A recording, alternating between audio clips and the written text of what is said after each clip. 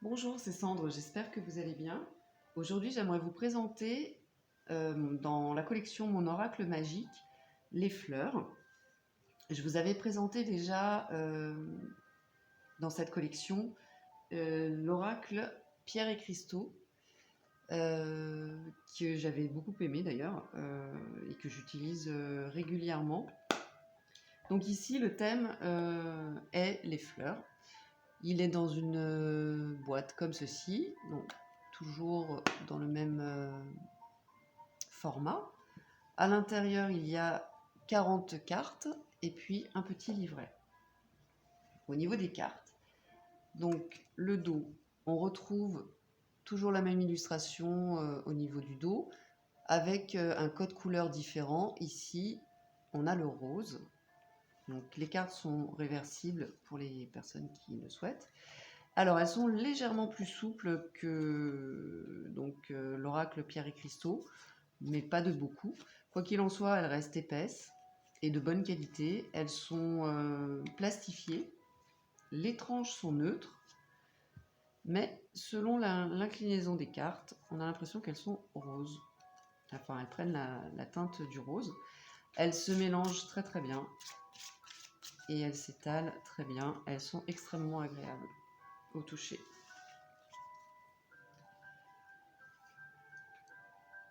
Alors, on va être dans les fleurs, avec quelques personnages sur certaines cartes, comme celle-ci. Il y a 40 cartes.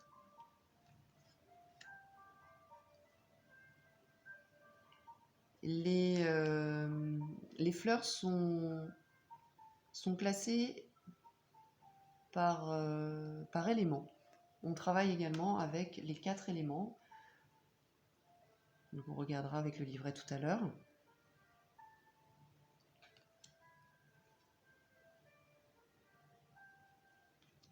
J'aime beaucoup la douceur des illustrations et également les couleurs qui sont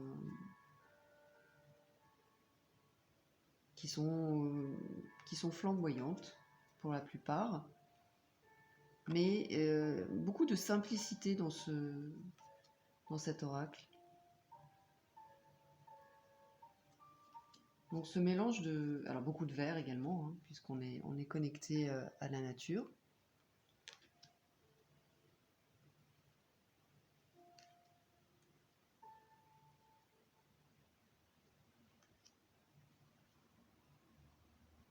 Un côté aussi naïf que j'aime beaucoup.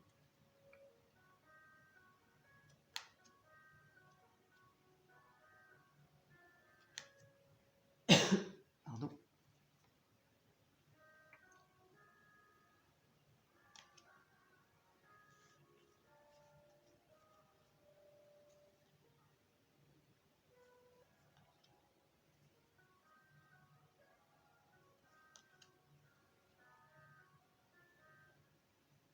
C'est un oracle qui est apaisant.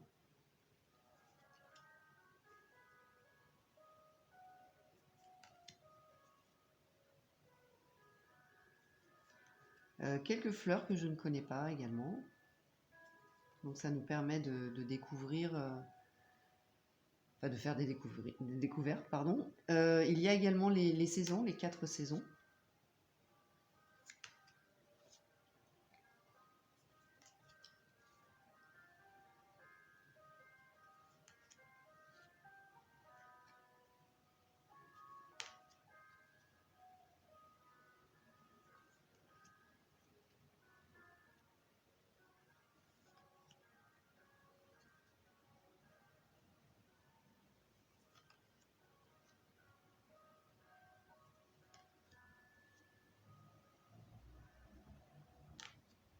Je tirerai une carte à la fin de la vidéo pour vous donner un exemple de message que l'on retrouve dans cet oracle.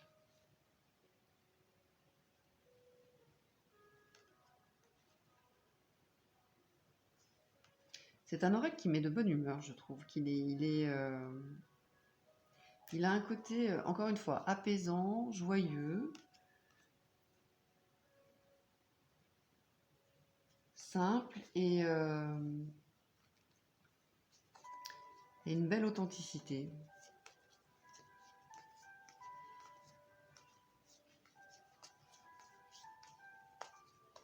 Beaucoup de fraîcheur, c'est le mot qui me vient. Donc voilà pour les cartes, ces 40 cartes qui sont très très joliment illustrées. Au niveau du livret, donc les feuilles, enfin le papier est souple, hein, simple également. On va voir donc une présentation succincte donc de l'auteur et de l'illustratrice. Donc Christine Sieur, qui est docteur en pharmacie et spécialiste des plantes médicinales notamment. Et puis donc Sophie Truand, qui est diplômée des Beaux-Arts de Paris. Il y a donc le sommaire, comme je vous expliquais.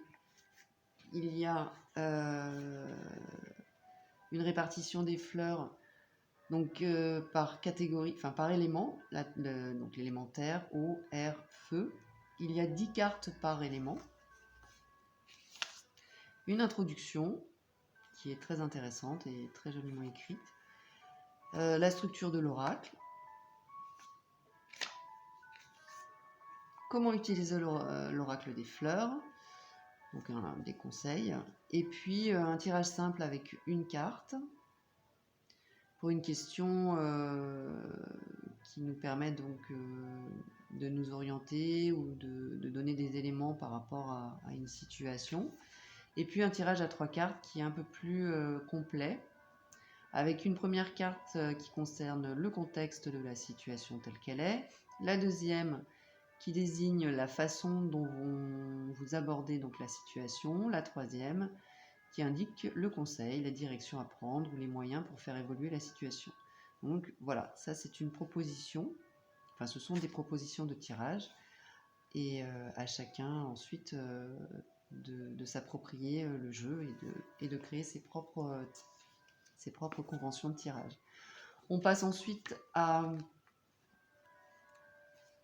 la signification de chaque carte. Il y a donc le nom de la fleur, l'élément auquel celle-ci est rattachée, des mots-clés, donc 3 à chaque fois, 3 mots-clés, des informations sur la fleur, donc des informations qui sont très intéressantes, en tout cas qui permettent d'apprendre des choses sur ces fleurs, donc, et de développer nos connaissances. Le message, donc il y a un petit message avec une citation, et le message divinatoire, enfin, ou de guidance, après à chacun de voir comment utiliser l'oracle. Et pour beaucoup de cartes, il y a donc les aspects qui sont des associations possibles avec d'autres cartes. Donc voilà pour les 40 cartes. Donc un livret simple, concis, avec bien écrit aussi, très agréable à lire, et qui voilà, dont les messages sont percutants, en tout cas pour les messages que j'ai pu avoir, puisque j'ai fait peu de tirage, hein. Je viens juste d'avoir ce très bel oracle, mais les réponses étaient justes, en tout cas sonnaient juste, et m'ont permis d'avoir des réponses claires. Alors, le lotus sacré.